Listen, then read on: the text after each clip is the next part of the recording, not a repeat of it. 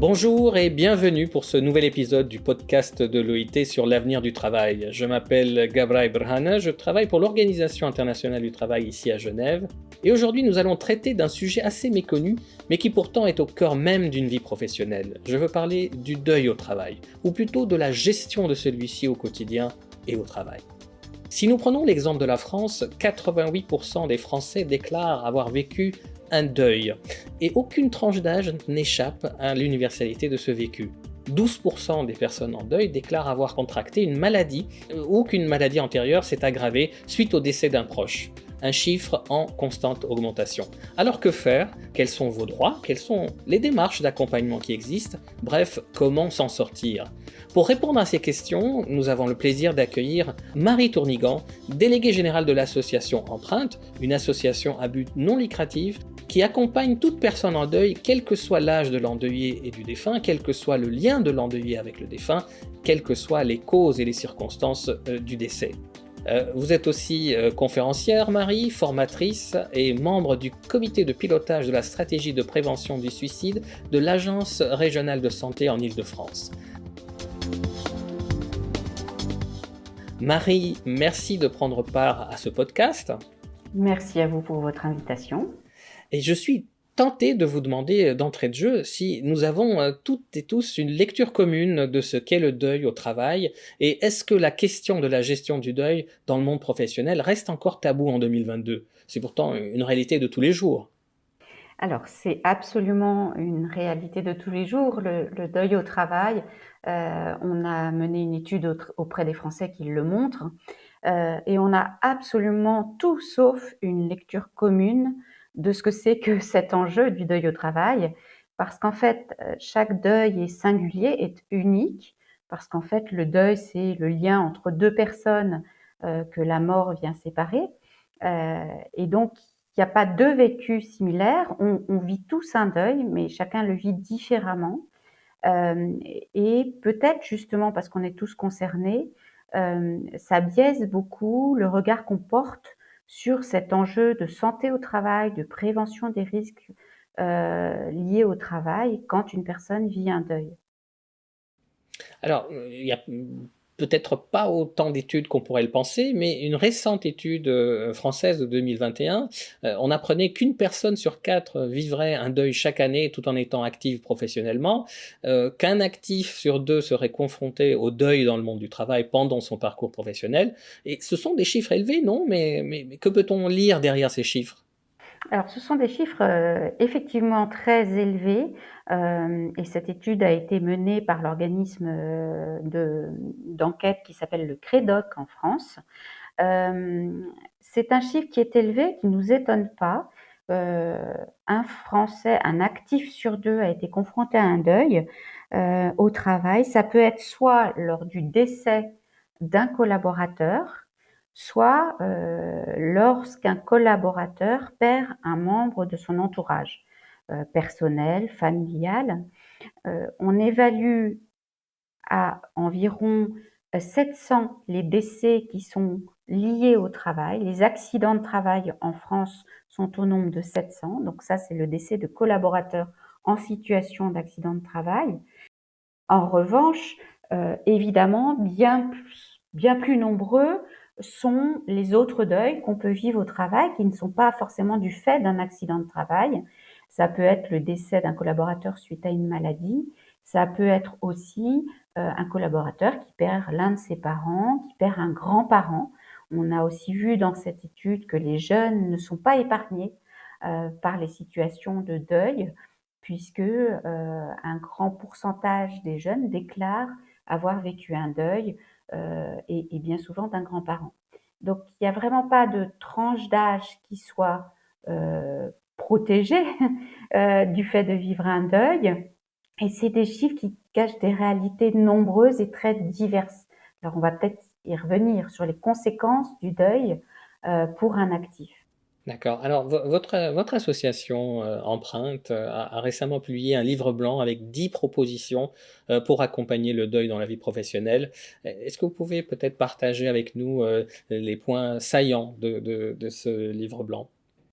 Oui, en fait, les propositions que nous avons faites s'adressent à la fois aux entreprises, et à la fois au pouvoir public, ici en France. Alors sur côté pouvoir public, on a une loi qui a allongé la durée du congé de deuil quand on perd un enfant. Un actif aujourd'hui, a le droit de 7 plus 8 jours, enfin d'une durée de congé qui dépasse celle accordée quand on perd par exemple un conjoint, qui est encore aujourd'hui de 3 jours. Donc une des propositions faites au pouvoir public, c'est d'aligner la durée de congé accordée lors d'un décès, sur celle qui concerne uniquement aujourd'hui, les décès d'enfants. On a aussi proposé au pouvoir public d'imposer aux organisations la formation d'une personne ressource sur le sujet du deuil, qu'on appelle nous un référent deuil. Il nous semble que, comme on l'a fait sur le handicap, pour qu'il y ait des personnes ressources au sein des organismes sur les situations de handicap, il nous semble qu'il nous faut l'équivalent sur les situations de deuil. Donc ça, c'est les propositions majeures au pouvoir public. Sur les propositions aux entreprises, nous recommandons de créer des protocoles en fait de bonnes pratiques au sein des organisations qui soient conçus par des comités spécifiques dédiés à l'organisation de ces protocoles pour anticiper les situations et pas attendre leur survenue pour savoir comment on va annoncer un décès, comment on va proposer d'assister ou pas à des obsèques, comment on va informer sur les démarches, comment on va prendre soin du collaborateur dans la durée. Tout ça, c'est des choses qu'il faut anticiper. Voilà, donc ça, c'est les éléments clés de nos propositions qui émergent des constats, notamment faits par les études avec le CREDOC. D'accord. Alors, ce qui est c'est intéressant aussi, donc, au-delà des points clés que vous venez de mentionner, on peut aussi essayer de voir comment mettre en place une politique de gestion des deuils, notamment en entreprise ou, comme vous dites, dans le secteur public, en association ou dans les grandes organisations internationales. La question que toutes ces entités pourraient vous poser, c'est comment faire en sorte que ce ne soit pas perçu comme un coût, mais plutôt un investissement. Absolument. Alors, ça rejoint vraiment, hein, tous les sujets, prévention des risques psychosociaux, que ce soit alors en France, ça a beaucoup évolué, par exemple, les aidants sont reconnus dans leur situation personnelle, hein, et dans les conséquences de cette situation d'aidance sur leur, capacité à reprendre le travail. Et donc, on a objectivé les conséquences du deuil sur la santé physique, psychique, sur les problèmes de concentration, sur les difficultés qu'éprouvent les personnes en deuil dans leur retour et dans leur maintien dans l'emploi. Et c'est de ces difficultés-là qu'on a des préconisations. Par exemple, une bonne pratique est de proposer au collaborateur un entretien quand il reprend le travail, comme s'il avait été en arrêt longue maladie, par exemple, pour lui demander quels sont ses besoins, quels sont ses souhaits en termes de charge de travail, de flexibilité. Est-ce qu'il souhaite qu'on parle de son deuil ou qu'on n'en parle pas? Ça, ce serait une bonne pratique tout à fait à mettre en place systématiquement, de proposer un entretien au collaborateur qui revient sur son lieu de travail. Je suis tenté de vous demander aussi, alors quels sont éventuellement, au-delà de la France, quels sont les pays où nous pouvons dire qui sont vraiment à la pointe de l'accompagnement au niveau du deuil en milieu professionnel? Alors, à notre connaissance, aucun, radicalement aucun. Ça a le mérite d'être honnête. Ça a le mérite d'être honnête. Peut-être que les besoins ne sont pas les mêmes partout. C'est-à-dire que peut-être, et ça je serais pas à même de vous en parler, on pourrait imaginer que dans certaines communautés, dans certains pays, le soutien social soit plus présent que dans certains pays comme le nôtre développés entre guillemets, et que du coup le rôle social communautaire pallie l'absence de protocole. Mais on sait que, enfin, je me souviens très bien d'avoir accueilli des Coréens, par exemple, ici à l'association, qui étaient surpris de découvrir qu'en France non plus, rien n'était prévu pour accompagner le deuil au travail. Euh, donc c'est vraiment pour pallier le manque sociabilisation du deuil dans la vie à la fois quotidienne des gens et dans leur vie au travail, qu'on doit mettre en place des choses. D'accord. Et qu'est-ce que vous pourriez conseiller à une personne qui vient de perdre un proche et qui continue toujours à travailler? Quels sont les conseils pratiques à donner à cette personne-là? En fait, ce dont cette personne-là a besoin, c'est d'être écoutée. Et donc, peut-être que le conseil que je lui donnerais, c'est d'essayer de passer un message. C'est terrible, hein, mais c'est finalement la personne en deuil qui doit arriver à obtenir qu'on l'écoute pour pouvoir exprimer son ressenti et ses besoins. Donc, c'est vraiment de solliciter même son manager de proximité, quel qu'il soit, pour dire j'aurais besoin de prendre un moment avec toi pour te raconter ce qui s'est passé, pour que tu comprennes où j'en suis, pour que tu ne juges pas ma façon d'agir, pour que tu entendes que je peux avoir une perte d'efficacité, pour que tu entendes aussi ce que j'ai appris de cette expérience, ce que ça m'a apporté, ce en quoi je suis plus riche aujourd'hui, que tu puisses aussi l'entendre. Voilà, donc c'est vraiment dans l'expression de son propre vécu auprès des collaborateurs qu'on arrive petit à petit à adapter le collectif à ce qu'on vit de façon très intime. Donc par exemple, si on ne souhaite pas en parler, si on ne souhaite pas qu'on nous en parle, eh bien il faut le dire.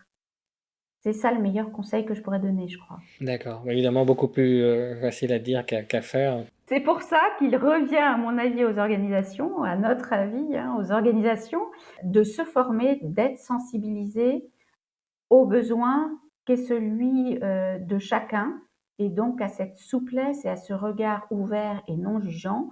Certains collaborateurs vont revenir au travail le lendemain du décès de leur enfant parce que c'est vital pour eux, et il ne faut pas que l'organisation soit jugeante par rapport à ça. Donc il faut vraiment faire un travail de fond sur les connaissances et les représentations qu'on a du deuil dans le milieu professionnel. D'accord. Dernière question. Quel est vraiment le message? S'il y avait un seul message à faire passer aux directions, aux services des ressources humaines, aux cadres, aux collègues lors d'un décès d'un employé ou d'une employée, pour accompagner cet employé ou cette employée lors d'un décès dans son entourage, quel est vraiment le message fort? Moi, je crois qu'il faut se dire, et il faut dire à tout, toute personne qui, dans le cadre de son travail, rencontre une personne en deuil, vous ne pouvez pas savoir ce qu'elle vit. Vous ne savez pas ce qu'elle ressent. Même si vous-même avez perdu un mari et que cette personne a perdu un mari, vous n'êtes pas à sa place. Donc, vous ne pouvez pas préjuger de ce qui se passe pour elle. Donc, vous ne pouvez que lui demander ce qu'elle souhaite, ce dont elle a besoin, et c'est en étant à son écoute que vous serez aidant. Marie Tournigan, merci beaucoup pour votre expertise, pour votre honnêteté et pour les solutions concrètes que vous venez de présenter et les recommandations à suivre, évidemment. Nous avons énormément appris. Plus facile à dire qu'à faire. Effectivement, c'est pour ça qu'on sort un guide, justement, hein, il sortira à la Toussaint chez nous, un guide deuil au travail qui sera un outil pour les organisations pour savoir quelles sont les bonnes pratiques, mais surtout les bonnes questions à se poser pour favoriser le retour et le maintien dans l'emploi après un deuil. Ben voilà, vous nous aurez appris en tout cas que la gestion du deuil est une question pressante et d'intérêt général qui mérite évidemment toute notre attention dans le monde du travail. À notre public, merci de nous avoir rejoints pour ce podcast et si vous souhaitez évidemment obtenir plus d'informations sur l'accompagnement du deuil en milieu professionnel, vous pouvez consulter notre site web à l'adresse voices.alo.org et j'espère évidemment que vous nous rejoindrez à nouveau lors du prochain épisode du podcast de l'OIT sur l'avenir du travail.